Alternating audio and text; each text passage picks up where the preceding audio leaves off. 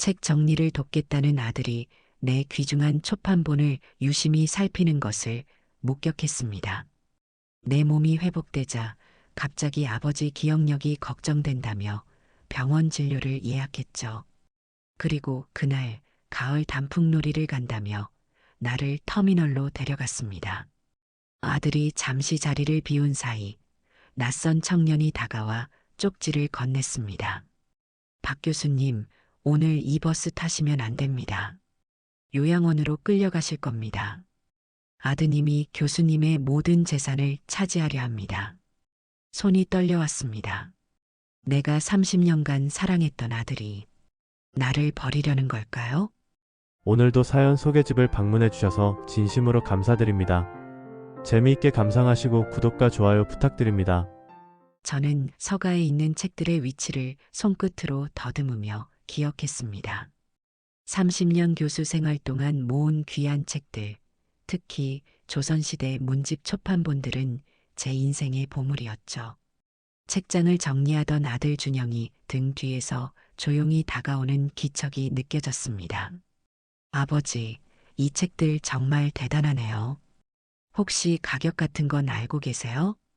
돌아보니 준영이 희귀본 한 권을 들고 있었습니다. 그 책은 제가 젊었을 때 어렵게 구한 완판본 춘향전이었죠. 아들의 눈빛이 예전과 달라 보였어요.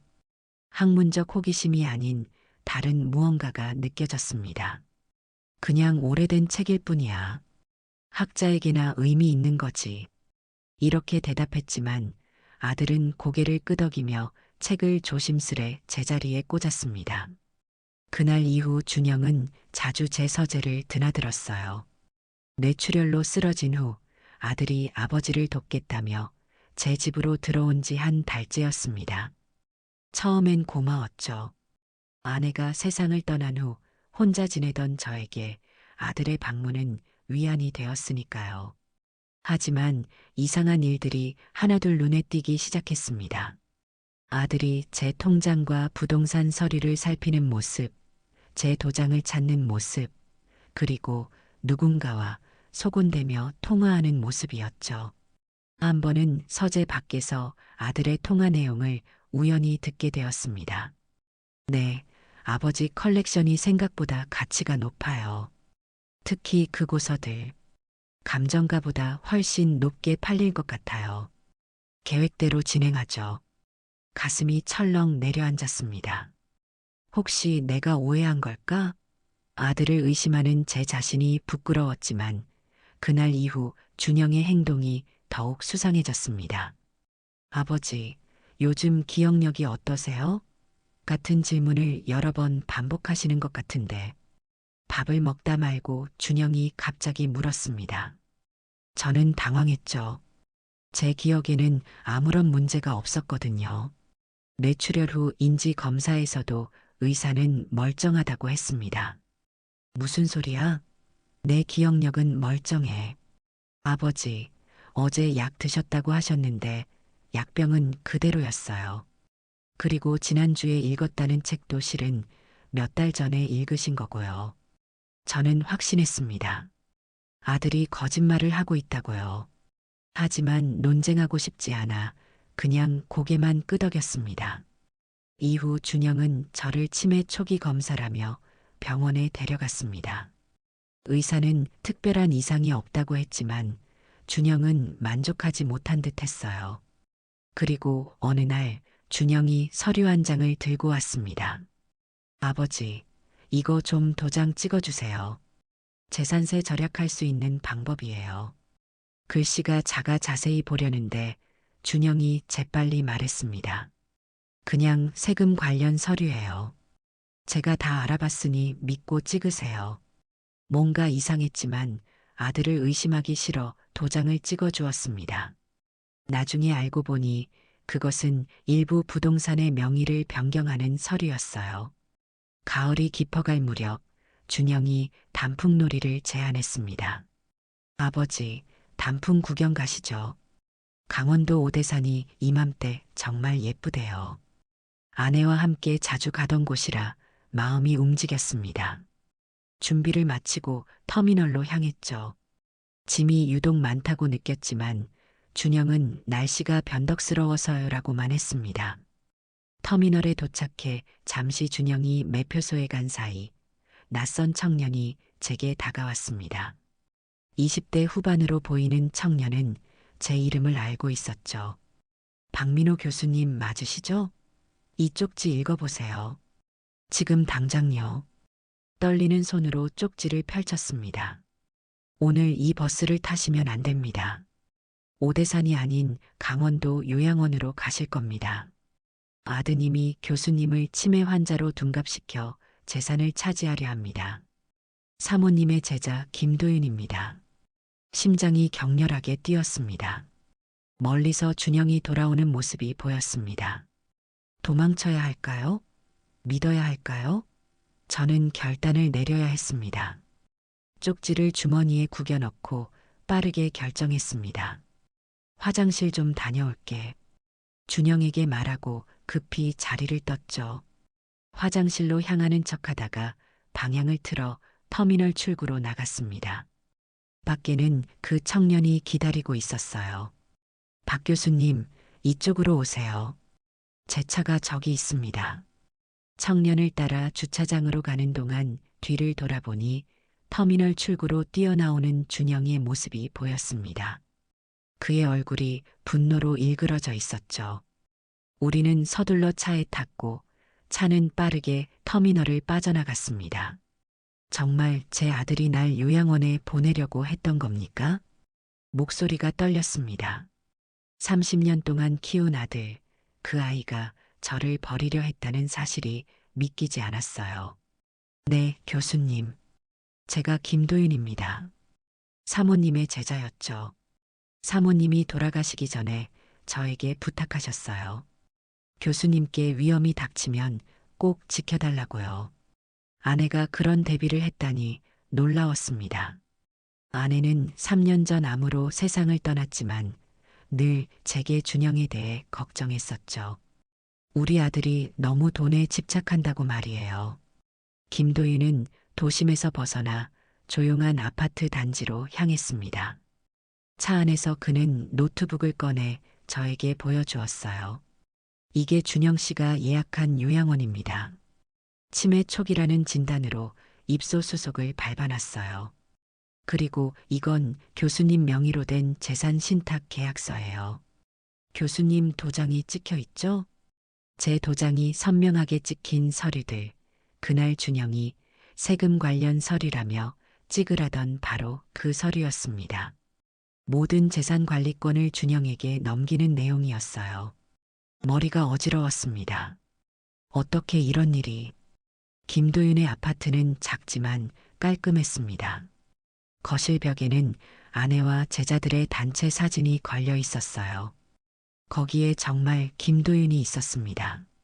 안심이 되는 한편 가슴은 더욱 무거워졌습니다. 사모님은 교수님이 위험해질 것을 예상하셨어요. 준영 씨가 사모님 병간호 때부터 돈을 요구하는 모습을 보셨대요. 그래서 비상계획을 마련하셨습니다.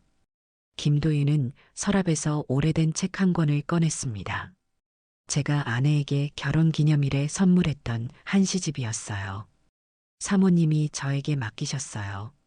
민호가 위험해지면 이 책을 전해주라고 하셨죠.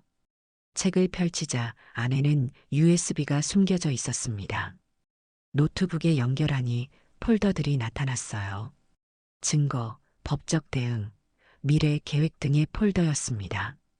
증거 폴더에는 준영이 제 서재에서 책을 몰래 감정받는 사진, 제 도장을 복제하는 모습, 요양원 관계자와 만나는 장면 등이 있었어요. 모두 아내가 준비한 것이었습니다. 어떻게 이런 사진들을. 사모님은 투병 중에도 오랫동안 준비하셨어요. 준영 씨의 변화를 눈치채셨거든요. 제가 사모님 대신 일부 감시도 했고요. 충격의 말을 잇지 못했습니다. 가장 사랑했던 아들, 늦은 나이에 얻은 귀한 아들이 저를 버리려 했다니요. 그것도 치매 환자로 만들어 제 평생의 재산을 가로채려고 말입니다. 교수님의 책 컬렉션, 그 가치를 아십니까? 김도윤의 질문에 고개를 저었습니다.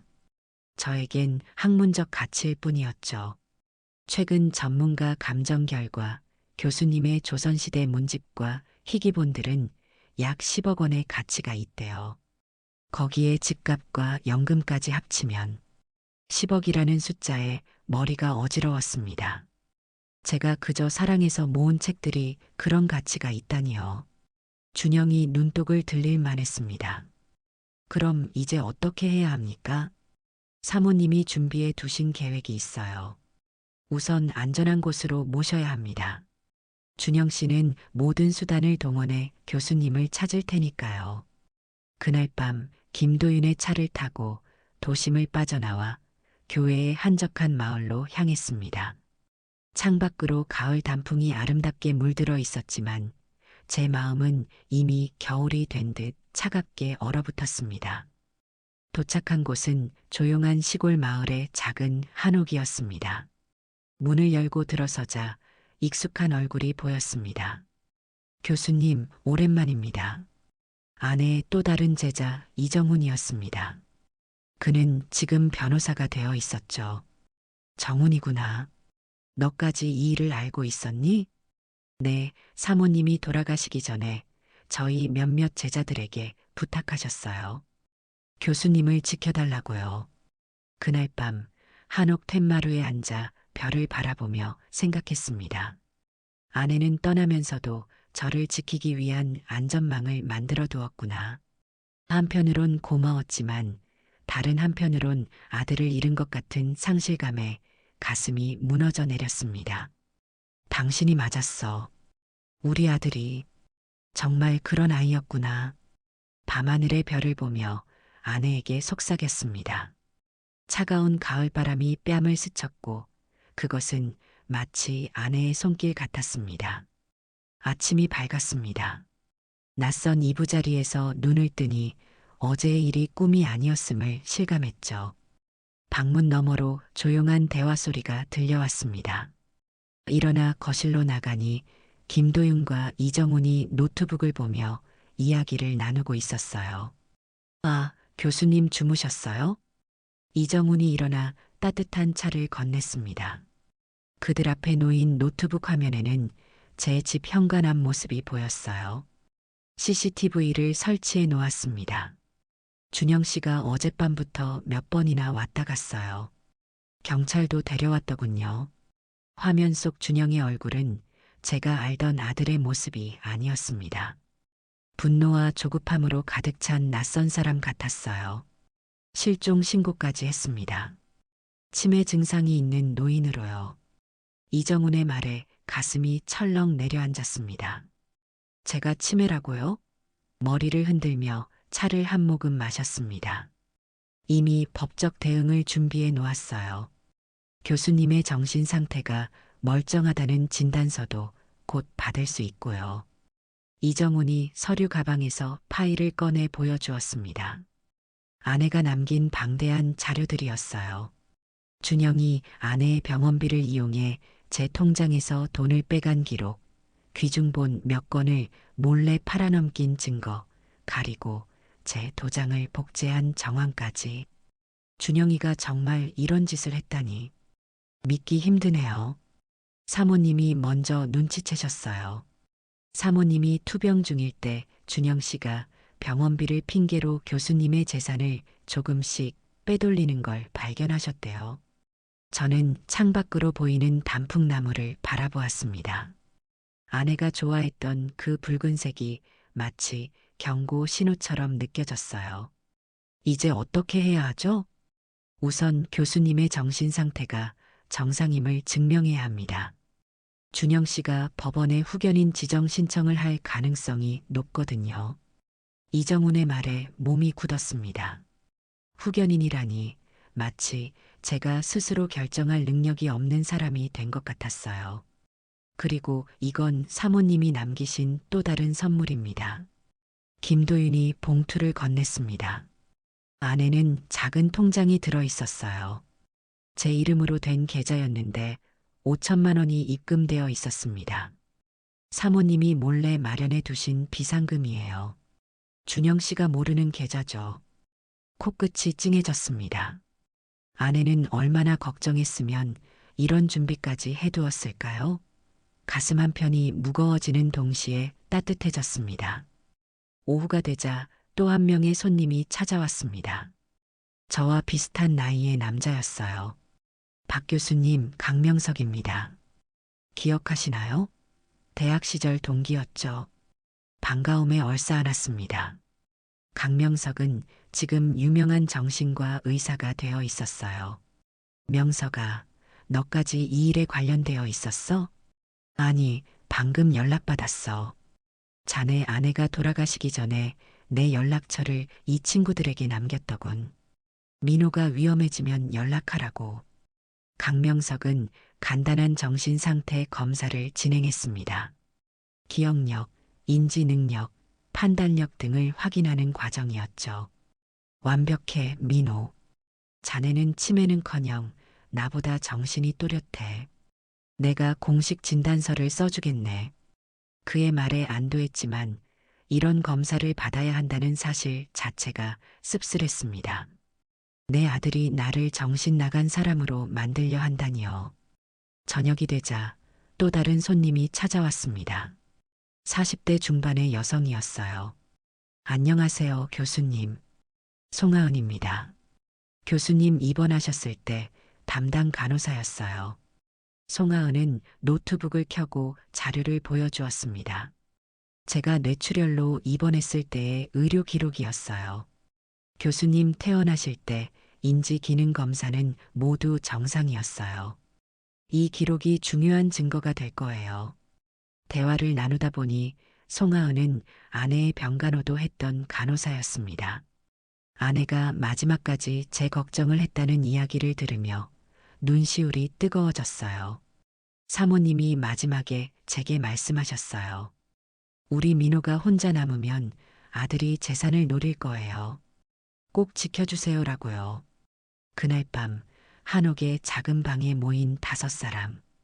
김도윤, 이정훈, 강명석, 송하은, 그리고 저. 아내가 마련해준 안전망이었습니다. 그들과 함께 앞으로의 계획을 세웠어요. 준영 씨가 법원에 후견인 지정 신청을 했습니다. 하지만 걱정 마세요. 우리에겐 충분한 증거가 있어요. 이정훈의 말에 고개를 끄덕였습니다. 아들과의 법정 대결, 평생 상상도 못했던 일이 현실이 되었네요. 창밖으로 가을밤의 별이 밝게 빛나고 있었습니다. 마치 아내가 저를 지켜보는 것 같았어요. 비로소 마음에 작은 용기가 생겼습니다. 혼자가 아니라는 생각이 들었거든요. 여러분, 도와줘서 고맙습니다. 이제 싸울 준비가 됐어요. 그날 밤 오랜만에 편안한 잠을 잤습니다. 아내가 꿈에 나타나 웃고 있었어요. 당신은 혼자가 아니에요, 민호. 아침 뉴스를 보는데 가슴이 철렁 내려앉았습니다. 인지 장애 의심되는 대학 교수 실종. 가족이 신고 화면에는 제 사진과 함께 아들 준영이 인터뷰하는 모습이 나왔어요. 아버지가 최근 기억력 문제로 병원에 다니시던 중이었습니다. 갑자기 사라지셔서 너무 걱정됩니다. 준영의 연기는 완벽했습니다. 마치 정말 걱정하는 아들처럼 보였어요. 분노가 치밀었습니다. 걱정 마세요, 교수님. 우리가 준비하고 있습니다. 이정훈이 노트북을 열어 보여주었습니다. 준영이 요양원 입소 계약서에 제 서명을 위조한 증거, 제 도장을 복제한 흔적, 그리고 집, 서재에서 책을 몰래 빼돌린 CCTV 영상까지 있었어요. 조카 박소연 씨도 연락이 왔습니다. 중요한 정보가 있대요. 김도윤의 말에 놀랐습니다. 소연은 제 동생의 딸로 준영과는 사촌 관계였죠. 잠시 후 영상 통화가 연결되었습니다.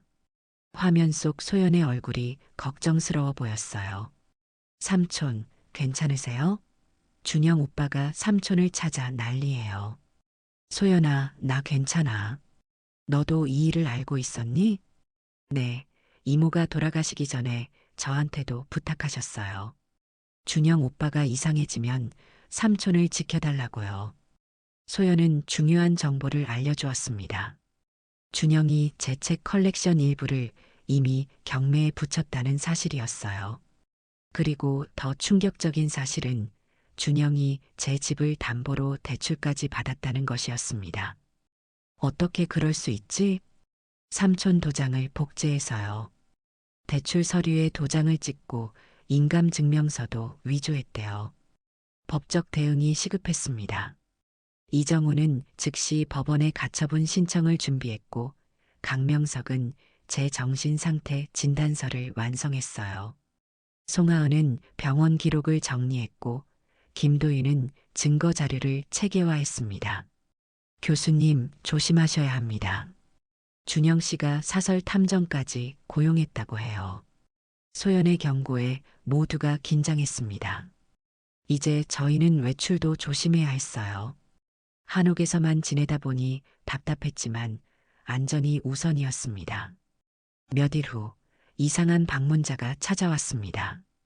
요양보호사라며 한옥 근처를 서성이는 사람이었어요. 저기 계신 분이 좀 수상해요. 아침부터 집 주변을 맴돌고 있어요.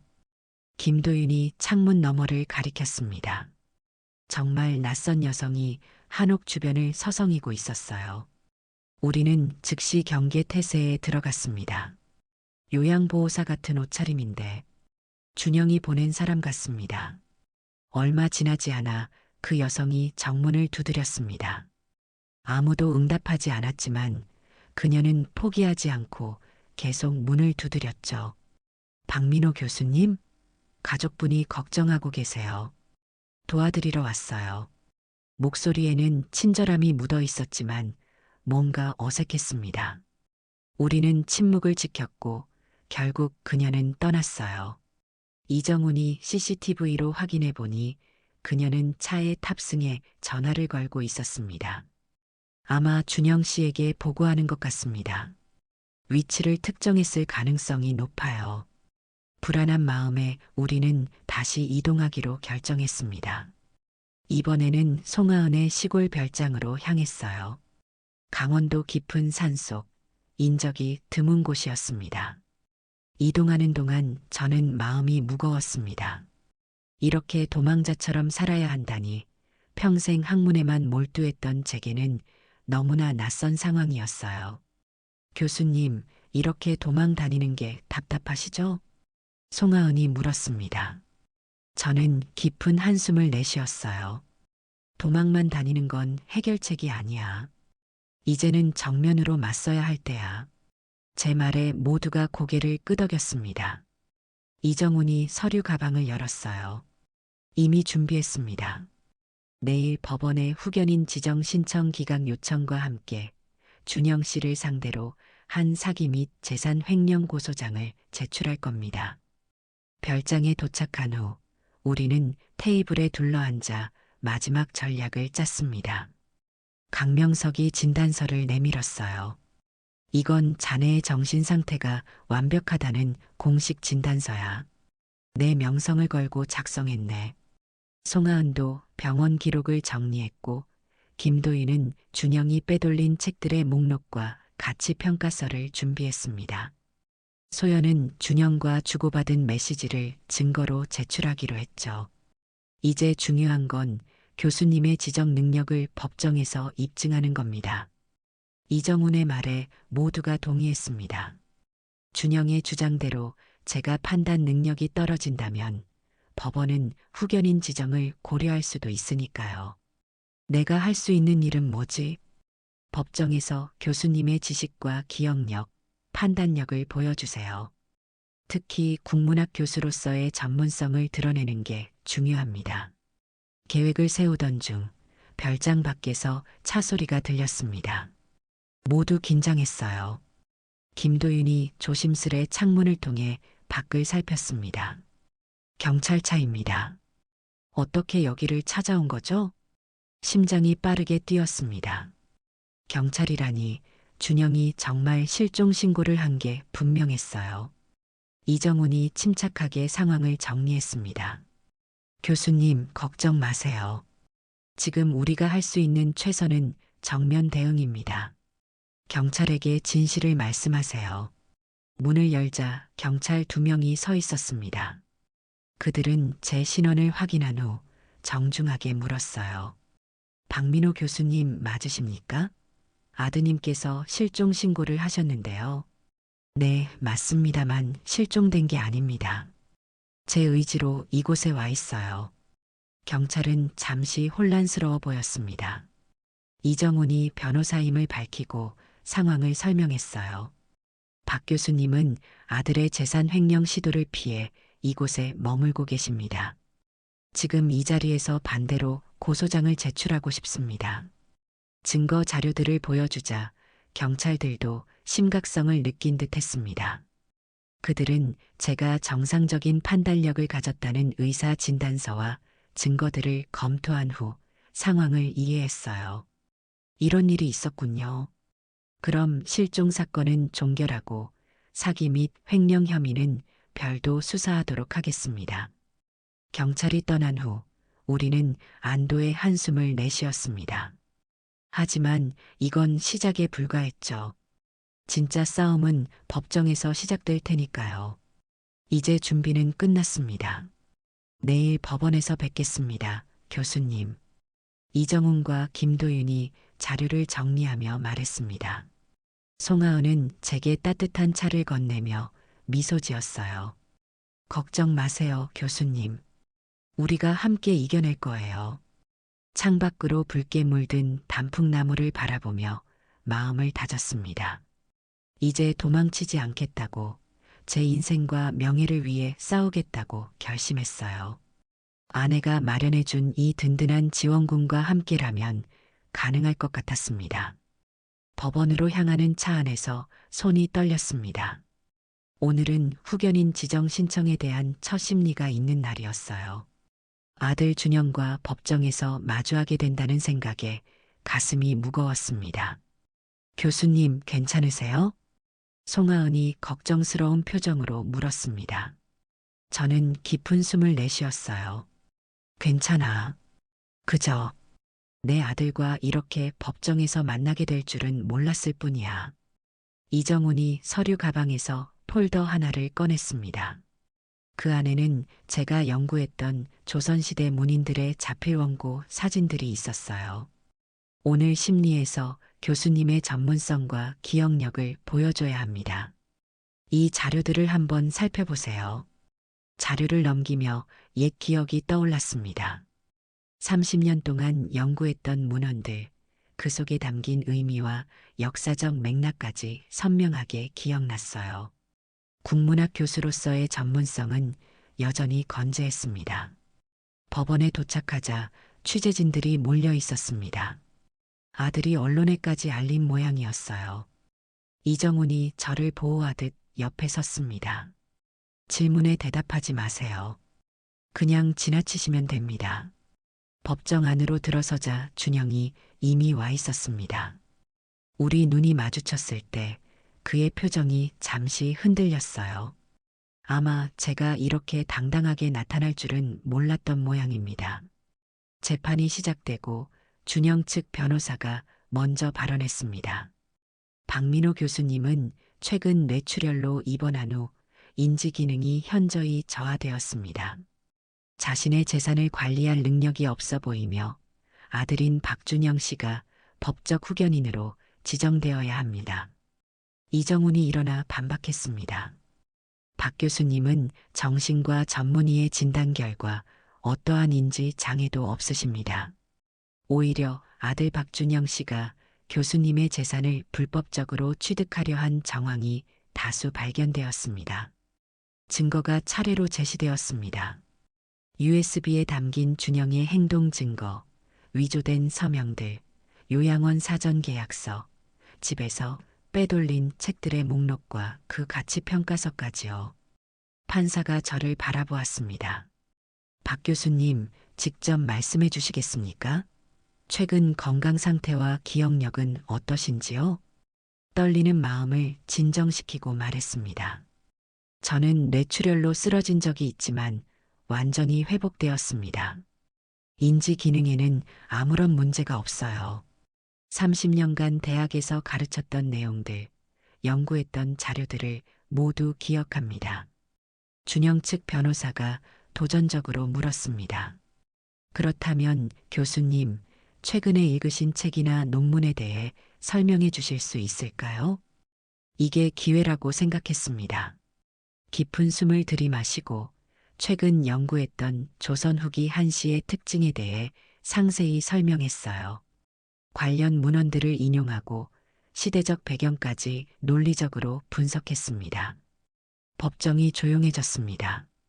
제 설명을 들으며 판사의 표정이 바뀌는 것을 느꼈어요. 학문적 깊이와 정확성에 감명받은 듯 했습니다. 잠시 후 준영 측에서 새로운 증거를 제출했습니다.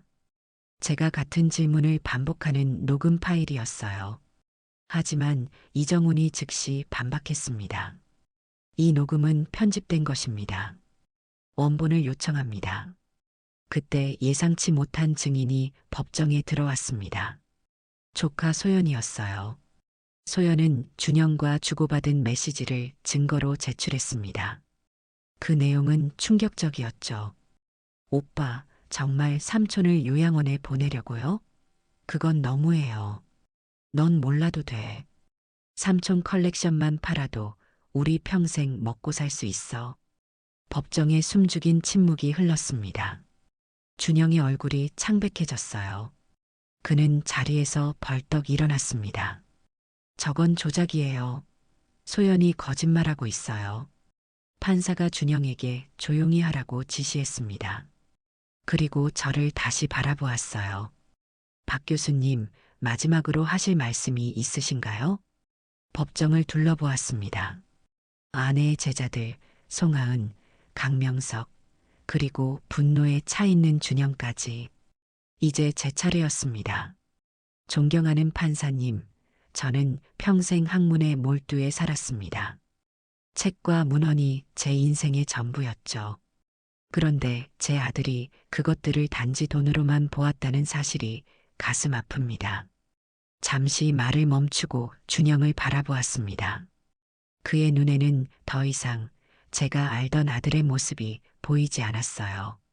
아내는 이 모든 것을 예상했습니다.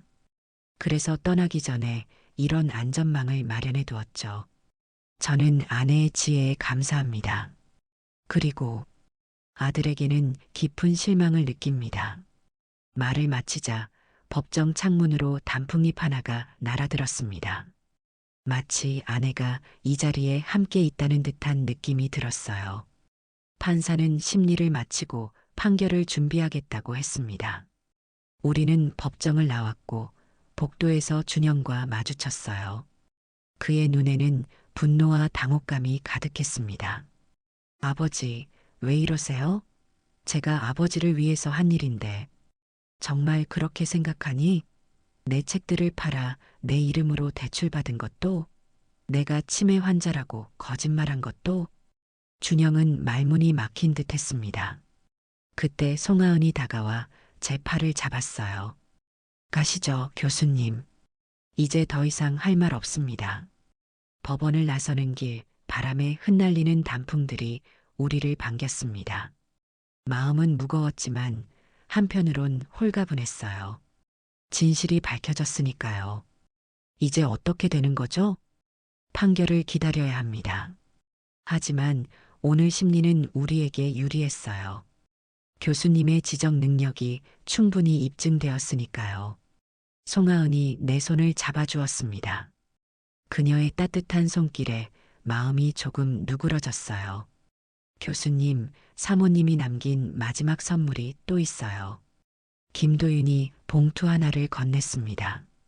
안에는 오래된 녹음기와 작은 메모가 들어 있었어요. 메모에는 아내의 글씨로 민호에게 모든 것이 끝난 후에라고 적혀 있었습니다. 재생 버튼을 누르자 아내의 목소리가 흘러나왔습니다. 그것은 단순한 메시지가 아니라 아내가 읽는 한 시였어요. 우리가 처음 만났을 때 제가 지어준 시였습니다.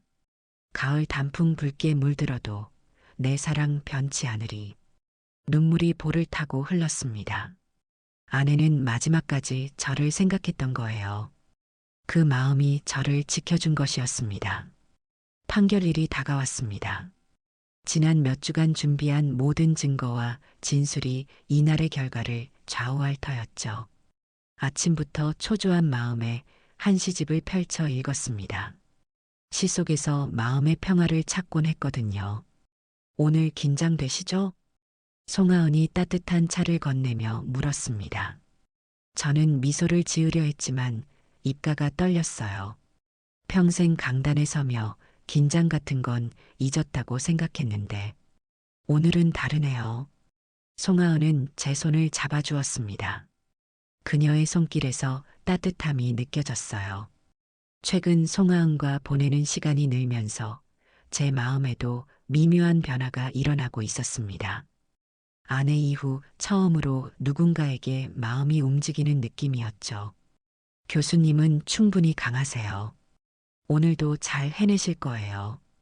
법원으로 향하는 차 안에서 이정훈이 마지막 준비 사항을 체크했습니다. 판사가 교수님의 지적 능력을 시험할 수도 있습니다. 긴장하지 마시고 평소처럼 답하시면 됩니다. 법원 앞에는 여러 기자들이 모여 있었습니다. 아들과의 법적 대결이 언론의 관심을 끌었나 봅니다. 고개를 숙이고 빠르게 법정으로 향했어요. 법정 안으로 들어서자 준영이 이미 와 있었습니다. 이번에는 그의 태도가 달라 보였어요. 자신감보다는 불안감이 역력했습니다. 아마도 지난 심리에서 분리했던 상황을 인식한 듯 했어요. 판사가 입장하고 재판이 시작되었습니다. 준영 측 변호사가 마지막 변론을 시작했어요. 박 교수님은 외견상 멀쩡해 보이지만 때때로 혼란스러운 모습을 보입니다. 이는 치매 초기 증상일 수 있습니다. 아들로서 박준영 씨는 아버지의 안전과 재산을 보호하기 위해 후견인이 되고자 합니다. 이정훈도 맞받아쳤습니다. 반대로 모든 의학적 증거는 박 교수님이 완벽한 정신 상태를 유지하고 있음을 보여줍니다. 오히려 박준영 씨가 아버지의 재산을 노리고 이런 허위 주장을 펼치고 있습니다. 판사는 두 변호사의 말을 경청한 후 저에게 직접 질문했습니다. 박 교수님, 재판부는 교수님의 현재 인지 상태에 대해 직접 확인하고자 합니다. 몇 가지 질문에 답해 주시겠습니까? 긴장된 마음으로 고개를 끄덕였습니다. 판사는 제 연구 분야, 최근 일상, 그리고 간단한 시사 문제까지 여러 질문을 던졌어요. 저는 차분히 모든 질문에 답했습니다. 그리고 예상치 못한 질문이 나왔습니다. 박 교수님, 국문학 교수로서 이 자리에서 즉석으로 한시를 지어 읊어주실 수 있을까요? 법정이 조용해졌습니다. 준영의 눈이 커졌어요. 아마 이런 요청은 예상하지 못했을 겁니다. 저는 깊은 숨을 들이마셨습니다. 30년간 한시를 연구하고 가르쳤던 제게는 어려운 요청이 아니었거든요. 네, 가능합니다. 잠시 생각을 정리한 후 천천히 시를 읊기 시작했습니다. 가을산에 단풍 들고 세월은 강물처럼 흐르네. 진실은 구름 속에 가려도 마침내 햇살처럼 빛나리. 법정은 완전한 침묵에 빠졌습니다. 판사의 표정이 놀라움에서 감탄으로 바뀌었어요. 즉석에서 지은 시였지만 현재 상황을 은유적으로 표현한 것이었습니다. 인상적입니다, 박 교수님. 그 시의 의미를 설명해 주시겠습니까? 저는 시의 각 구절이 상징하는 바를 차분히 설명했습니다. 단풍은 변화하는 시간을, 구름에 가린 진실은 아들의 거짓말을, 그리고 햇살은 결국 밝혀질 진실을 의미한다고요. 준영의 얼굴이 점점 굳어갔습니다. 그는 더 이상 자신의 주장이 설득력이 없음을 깨달은 듯 했어요. 이때 판사가 새로운 증거를 검토하겠다며 휴정을 선언했습니다. 그 증거는 바로 조카 소연이 추가로 제출한 녹음 파일이었어요. 준영과 그의 변호사가 계획을 논의하는 내용이 담겨 있었습니다. 휴정 후 재판이 재개되었습니다. 판사의 표정이 심각해졌어요. 새로운 증거를 검토했습니다. 이 녹음에는 박준영 씨가 의도적으로 아버지를 치매 환자로 만들려는 계획이 담겨 있습니다. 준영이 벌떡 일어났습니다.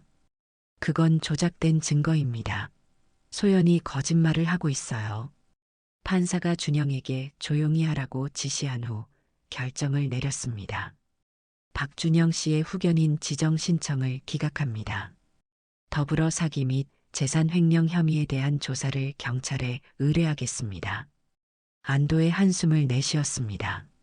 마침내 진실이 밝혀진 것이었어요. 준영은 충격에 빠진 듯 자리에 털썩 주저앉았습니다. 재판이 끝나고 법정을 나서는데 법원 창문으로 단풍잎이 날아들었습니다. 그것은 마치 아내의 축복 같았어요. 당신이 마련해준 안전망이 저를 지켜냈다고, 감사하다고 속으로 말했습니다. 밖으로 나오자 김도윤, 송하은, 강명석 모두가 기다리고 있었습니다. 그들의 얼굴에는 기쁨과 안도가 가득했어요. 이겼습니다. 교수님, 정의가 승리했어요. 승리의 기쁨도 잠시, 복도 끝에서 준영이 다가오는 모습이 보였습니다. 모두가 긴장했지만 그의 표정은 예상과 달랐어요. 분노나 원망이 아닌 깊은 후회와 부끄러움이 담겨 있었습니다. 아버지, 그가 떨리는 목소리로 불렀습니다. 저는 아무 말 없이 그를 바라보았어요. 제가 잘못했습니다. 욕심이 너무 컸어요. 준영의 고백은 진심으로 들렸습니다. 하지만 너무 많은 상처가 이미 생겼죠. 제 마음은 여전히 무거웠습니다. 내가 내 아들이라는 사실은 변하지 않는다. 하지만 내 행동의 결과는 스스로 책임져야 할 거야. 준영은 고개를 숙인 채 떠났습니다. 그를 보내며 복잡한 감정이 밀려왔어요. 분노, 실망, 그리고 여전히 남아있는 부성애까지. 송하은이 제 어깨에 손을 얹었습니다. 괜찮으세요, 교수님? 괜찮아질 거야. 시간이 필요할 뿐이야. 법원을 나서며 가을 하늘을 올려다보았습니다. 단풍이 아름답게 물든 나무들 사이로 햇살이 비치고 있었어요. 마치 아내가 말했던 것처럼 진실은 결국 햇살처럼 빛났습니다. 법원 판결로부터 일주일이 지났습니다. 집으로 돌아왔지만 모든 것이 달라진 느낌이었어요. 서재에 들어서니 몇 권의 귀중본이 사라진 빈자리가 눈에 띄었습니다. 준영이 몰래 팔아넘긴 책들이었죠. 가슴이 아팠지만 이제는 앞으로 나아갈 시간이었습니다. 교수님, 책들 확인해 보셨어요? 김도윤이 문을 두드리며 물었습니다. 그는 준영이 판매한 책들의 행방을 추적 중이었어요. 응, 몇 권이 없어졌어. 특히 완판본 춘향전과 홍길동전 초판이 사라졌네. 걱정 마세요. 이미 경매사와 연락했습니다. 대부분 회수할 수 있을 것 같아요. 안도의 한숨이 나왔습니다. 그 책들은 단순한 소유물이 아니라 제 인생의 일부였으니까요. 창밖으로 가을 정원을 바라보았습니다. 낙엽이 쌓인 정원이 쓸쓸해 보였어요. 이제 어떻게 지내실 계획이세요? 송하은이 따뜻한 차를 들고 들어왔습니다. 최근 그녀는 자주 저를 찾아와 말동무가 되어 주었어요. 그녀의 다정함이 지친 마음에 위안이 되었습니다. 아직 모르겠어. 그동안 연구만 했지 미래를 계획해 본 적이 없었거든. 송하은이 조심스럽게 제안했습니다. 교수님의 책 컬렉션이 정말 가치 있다고 하셨잖아요. 혹시 그것을 활용할 방법은 없을까요? 그 말에 문득 생각이 떠올랐습니다. 오래전부터 꿈꿔왔던 일이었어요. 사실 작은 문학 카페를 열고 싶다는 생각을 했었어. 내 책들을 전시하고 사람들이 와서 차를 마시며 고전을 읽을 수 있는 곳 말이야. 송하은의 눈이 반짝였습니다. 그거 정말 좋은 생각이에요. 지혜의 서재라고 이름 지으면 어떨까요? 그날부터 새로운 프로젝트가 시작되었습니다. 집 일부를 개조해 작은 카페 공간을 만들었어요. 이정훈이 법적 절차를 도왔고, 김도윤은 인테리어를, 강명석은 홍보를 담당했습니다. 송하은은 매일 와서 저와 함께 계획을 세웠죠. 이 벽면에는 조선시대 문집들을 전시하고, 이쪽에는 독서 공간을 만들면 어떨까요? 송하은의 제안에 고개를 끄덕였습니다.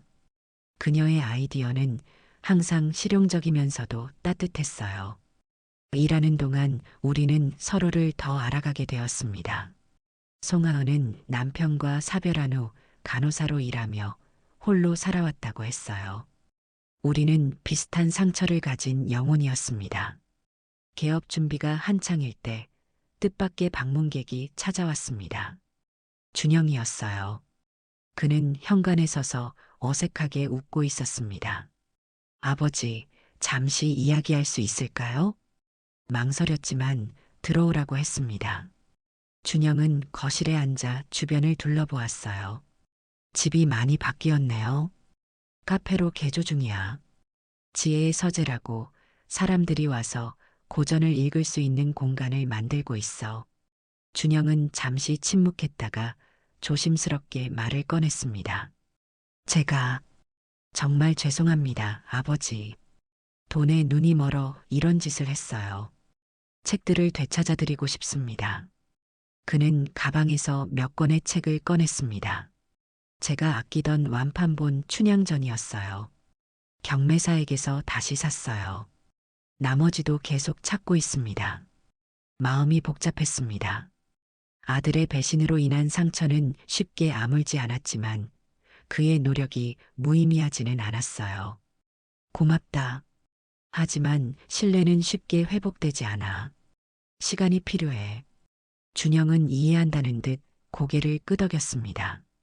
그는 떠나기 전에 마지막으로 말했어요. 아버지의 카페. 멋진 생각입니다. 언젠가 저도 손님으로 와도 될까요? 언젠가는 문이 닫히고 송하은이 들어왔습니다. 그녀는 준영이 떠나는 모습을 보았나 봐요. 괜찮으세요? 괜찮아. 시간이 해결해 줄 거야.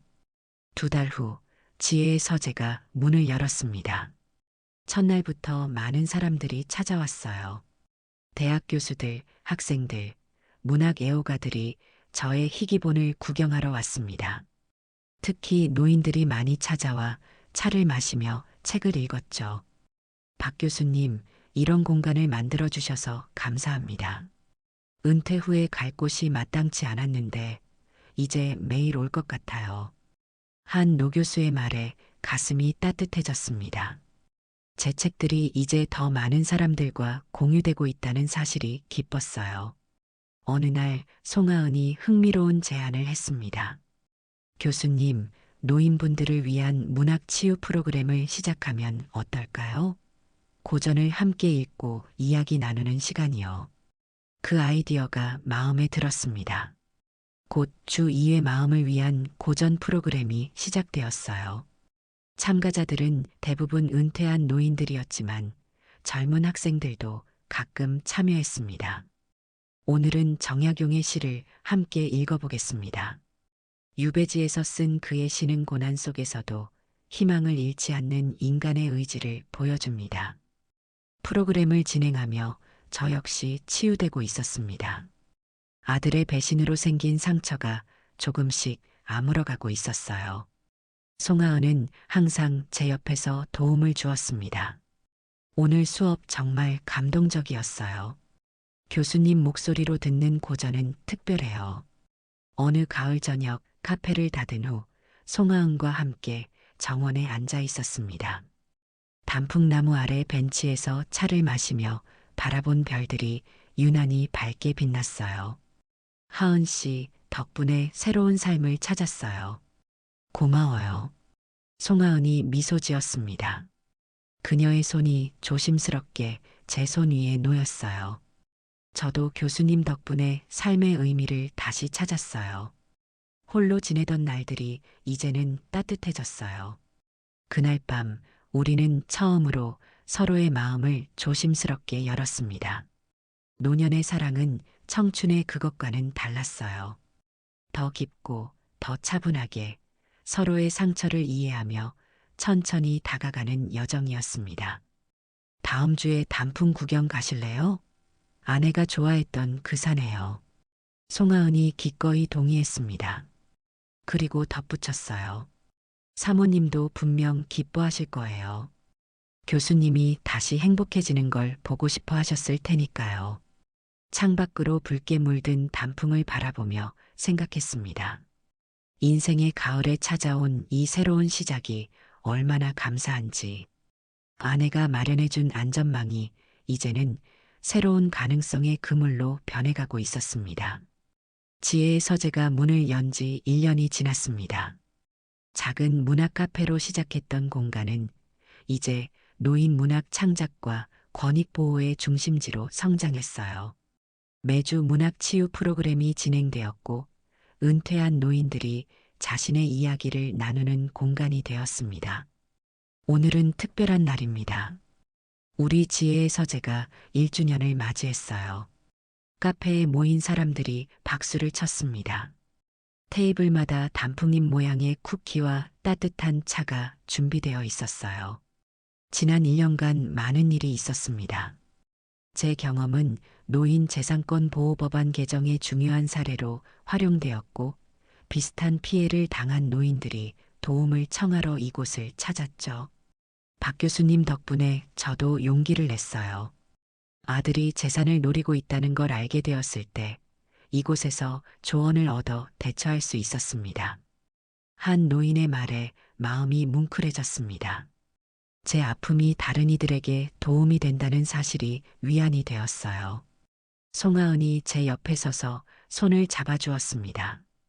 우리는 지난 몇 달간 서로에게 특별한 존재가 되었어요. 동반자이자 위로자로, 때로는 연인으로 서로를 지지했습니다. 교수님의 회고록 늦가을의 단풍이 베스트셀러가 되었네요. 축하드려요. 김도윤이 신문을 보여주었습니다. 제가 쓴 회고록이 베스트셀러 목록에 올라 있었어요. 아들의 배신, 아내가 남긴 안전망, 그리고 새로운 삶을 찾아가는 여정을 담은 책이었습니다. 이 책이 많은 노인들에게 용기를 주고 있어요. 혼자가 아니라는 걸 알려주니까요. 기념식이 끝나고 저녁에는 아내가 생전에 좋아했던 단풍나무 아래에서 작은 문학 낭독회를 열었습니다. 예전 제자들과 지혜의 서재의 단골 손님들이 모였어요. 오늘은 제가 쓴 한시 가을의 약속을 낭독하겠습니다. 목소리를 가다듬고 천천히 시를 읊었습니다. 이 시는 아내에게 그리고 인생의 가을에 만난 새로운 사랑 송하은에게 바치는 것이었어요. 낭독회가 끝난 후 조용한 정원에서 송하은과 이야기를 나누었습니다. 하은 씨, 내년에 결혼해 주겠어요? 갑작스러운 청혼에 송하은의 눈에 눈물이 맺혔습니다. 네, 교수님. 기쁜 마음으로 수락합니다. 그날 밤 단풍나무 아래에서 우리는 소박한 약속을 나누었습니다. 노년의 사랑은 청춘의 그것과 달랐지만 그만큼 깊고 진실했어요. 다음 날 아침 뜻밖의 방문객이 찾아왔습니다. 준영이었어요. 그는 지난 1년간 간간히 연락을 주고받았지만 직접 만난 것은 오랜만이었습니다. 아버지, 축하드립니다. 책도, 카페 1주년도요. 준영은 꽃다발과 함께 작은 선물 상자를 건넸습니다. 열어보니 그동안 찾아낸 귀중본들이 있었어요. 준영이 팔았던 책들 중 마지막 남은 몇 권이었습니다. 모두 찾았어요. 오래 걸렸지만 마음이 복잡했습니다. 여전히 완전히 용서하기는 어려웠지만 준영의 노력을 인정할 수 있었어요. 고맙다, 준영아. 준영은 조심스럽게 물었습니다. 송하은 선생님과 결혼하신다고 들었어요. 정말 축하드립니다. 그래, 내년 봄에 작은 식을 올릴 예정이야. 제가 참석해도 될까요? 잠시 망설였지만 이제는 과거를 조금씩 놓아줄 때가 되었다고 생각했습니다. 그래, 와도 좋아. 준영의 눈에 안도감이 스쳤습니다. 그는 떠나기 전에 마지막으로 말했어요. 아버지, 다시 행복해지셔서 정말 다행입니다. 그날 오후 마음을 위한 고전 프로그램을 진행하며 노인들과 함께 이청준의 소설을 읽었습니다. 소설 속 아버지와 아들의 관계에 대해 이야기하며 저도 많은 생각을 하게 되었어요. 용서란 상대방을 위한 것이 아니라 자신을 위한 것일 수도 있습니다. 과거에 매여 있지 않고 앞으로 나아가기 위한 선택이죠. 수업이 끝난 후 한 노인이 다가와 말했습니다. 박 교수님, 저도 아들과 오랫동안 불화했어요. 하지만 오늘 수업 듣고 용기를 내어 연락해 보려고요. 아직 늦지 않았겠죠? 절대 늦지 않았습니다. 인생의 가을에도 새로운 시작은 언제든 가능하니까요. 가을이 깊어가는 어느 날, 송하은과 함께 단풍이 절정인 산을 찾았습니다. 아내와 자주 찾던 그 산은 이제 새로운 추억이 더해지는 장소가 되었어요. 이 산이 정말 아름답네요. 사모님이 왜 이곳을 좋아하셨는지 알 것 같아요. 송하은의 말에 고개를 끄덕였습니다. 단풍나무 아래 벤치에 앉아 붉게 물든 세상을 바라보았어요. 내 인생은 이 단풍처럼 가을에 가장 아름답게 물들었어. 처음에는 아내의 죽음, 아들의 배신으로 모든 것이 끝난 줄 알았는데 알고 보니 새로운 시작이었던 거야. 송하은이 내 손을 잡아주었습니다. 그녀의 따뜻한 손길에서 힘을 얻었어요. 나무는 가을에 잎을 내려놓아야 봄에 새 잎을 틔울 수 있다고 하잖아요. 교수님도 그렇게 과거를 내려놓으셨으니 이제 새 삶이 시작된 거예요. 산에서 내려오는 길, 하늘에서 단풍잎 한 장이 천천히 내려와 제 손바닥에 앉았습니다. 그것은 마치 아내의 축복 같았어요. 이제 됐다고, 새로운 행복을 찾아도 된다고 말해주는 것 같았습니다. 집으로 돌아와 서재에 앉아 창밖을 바라보았습니다.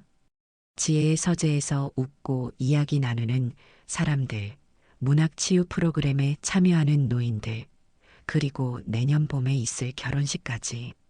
인생의 가을이 이렇게 풍성할 줄 몰랐습니다.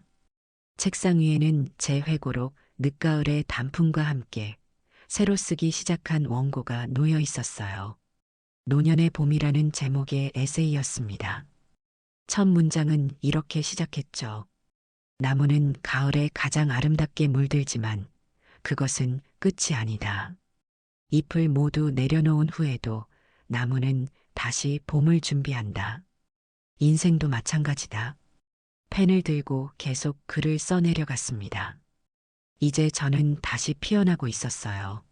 마치 단풍나무가 겨울을 견뎌내고 봄에 새싹을 틔우듯 인생의 가을에 찾은 새로운 봄을 향해 나아가고 있었습니다. 여러분의 시간을 함께 해주셔서 감사합니다. 오늘 영상이 도움이 되셨거나 감동을 주었다면 구독과 좋아요 버튼을 눌러주세요. 알림 설정을 해두시면 새로운 감동 스토리를 가장 먼저 만나보실 수 있습니다. 댓글로 여러분의 소중한 의견과 경험도 나눠주세요. 여러분의 응원이 더 좋은 콘텐츠를 만드는 원동력이 됩니다. 다음 영상에서 더 멋진 이야기로 다시 찾아뵙겠습니다. 항상 행복하세요.